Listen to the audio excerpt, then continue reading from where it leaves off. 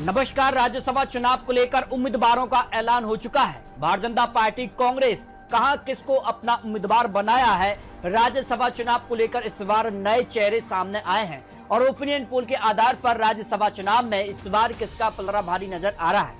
अगर बड़े नेताओं की बात की जाए तो बड़े नेताओं में जिनका कार्यकाल खत्म हो रहा है, जिनमें मल्लिकार्जुन खड़गे कांग्रेस अध्यक्ष, एचडी देवगौड़ा पूर्व प्रधानमंत्री, दिग्विजय सिंह मध्य प्रदेश के पूर्व मुख्यमंत्री, जॉर्ज कोरियन और रमनीत केंद्रीय मंत्री यहां पर जो है रिटायर होने जा रहे हैं। इस बार जो नाम सामने आ रहे हैं, क्योंकि चौंकाने वाले नाम है, कई राज्यों में बड़ा बदलाव। अब राज्यसभा चुनाव को लेकर उम्मीदवारों के जो नाम है वो चौंकाने वाले सामने आ रहे हैं। अगर बात की जाए तो यहाँ पर संख्या बल के आधार पर किस राज्य में बड़ा खेला होगा उसके भी आंकड़े आपको दिखाएंगे।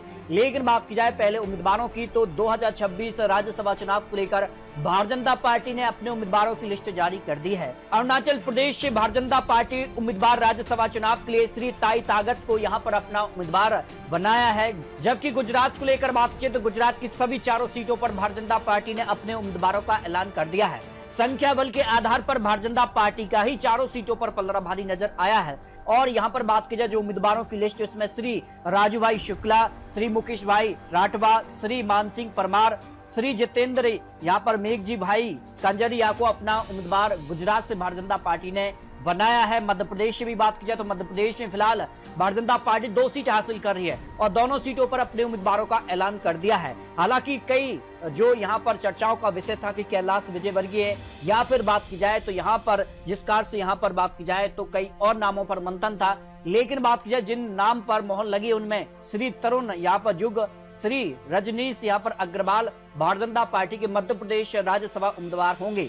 लेकिन माना जा रहा है कि एक सीट पर भारतीय जनता पार्टी अपना और उम्मीदवार उतार सकती है, क्योंकि कांग्रेस को लेकर जो कांग्रेस है वहां पर अगर बात की जाए तो कई विधायक ऐसे हैं जो कि क्रॉस वोटिंग कर सकते हैं, तो उसका फायदा भारतीय जनता पार्टी को मध्य प्रदेश में मिल सकता है। मणिपुर की बात की तो मणिपुर को लेकर भी भारतीय जनता पार्टी ने अपना उम्मीदवार घोषित कर दिया है। यहाँ पर बात किया है श्रीमती यहाँ पर शारदा देवी को अपना उम्मीदवार बनाया है। और राजस्थान से 2 सीटें भारतीय जनता पार्टी के खाते में जा रही हैं और दोनों सीटों पर भारतीय जनता पार्टी ने अपने उम्मीदवार का ऐलान किया है। श्रीमती डॉक्टर अलका गुर्जर और यहाँ पर डॉक्टर सतीश पूनिया को अपना उम्मीदवार राज्यसभा के लिए भारतीय जनता पार्टी ने बनाया है। जबकि राज्यसभा के लिए एक सीट पर उपचुनाव भी होना है, तो उपचुनाव को लेकर बात की उड़ीसा की सीट पर श्री यहाँ पर देवाशीष सामंताय को यहाँ पर अपना उम्मीदवार भारतीय जनता पार्टी ने घोषित किया है। इस तरह से बात की जाए तो कांग्रेस ने फिलहाल अपने राज्यसभा के लिए यहाँ पर जो है फाइनल मोहर नहीं लगी है, लेकिन जिन नामों पर यहाँ पर संभावना जताई जा रही है उसकी लिस्ट भी सामने आ चुकी है। कांग्रेस की बात की जाए तो कर्नाटक की चारों सीटों पर कांग्रेस का पलड़ा भारी नजर आ रहा है। तो यहाँ अगर बात की जाए तो यहाँ पर बाया शर्मिला को यहाँ पर कांग्रेस अपना उम्मीदवार कर्नाटक से उतार सकता है। सुप्रिया श्रीनेत यहाँ पर और पवन खेड़ा, मल्लिकार्जुन खड़गे यहाँ पर सिद्धरमैया जो कि हाल ही में मुख्यमंत्री पद से इस्तीफा दिया है, तो कहीं ना कहीं उनको यहाँ पर जो है राज्यसभा के लिए कांग्रेस भेज सकती है। तो जिन 4 नामों पर सबसे ज्यादा संभावना उसमें सुप्रिया श्रीनेत, पवन खेड़ा, मल्लिकार्जुन खड़गे और यहाँ पर सिद्धरमैया ये भी उम्मीदवार होंगे जो कांग्रेस के लिए कर्नाटक के लिए यहाँ पर कांग्रेस इन नामों पर दांव खेल सकती है।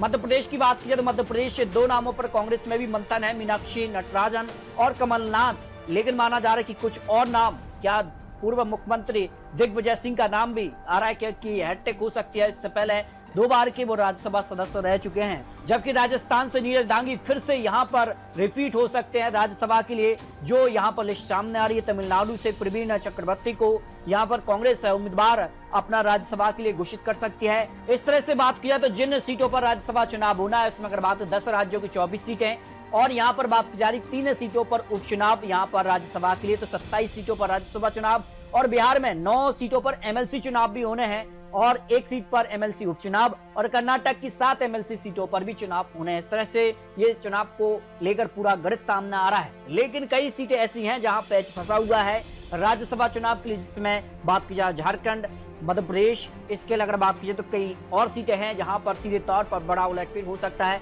26 सीटों पर 18 जून को मतदान होगा। तो इस तरह से बात की जाए तो राज्यसभा चुनाव के लिए कांग्रेस और भारतीय जनता पार्टी में सीधे तौर पर कई सीटों पर काट की टक्कर दिखाई दे रही है। तो यहाँ पर क्या बात की जा रही संख्या बल के आधार पर किन राज्यों में बड़ा उलटफेर हो सकता है, क्या 2/3 का जो आंकड़ा है वो भारतीय जनता पार्टी को राज्यसभा में मिलने जा रहा है, ये भी काफी महत्वपूर्ण हो जाता है। तो आपको क्या लगता है, आप रख सकते हैं। बहुत जल्द आपको एक एक सीट का विश्लेषण दिखाने जा रहे हैं। तो मिलते हैं नए आंकड़ों के साथ, तब तक जय हिंद, जय भारत।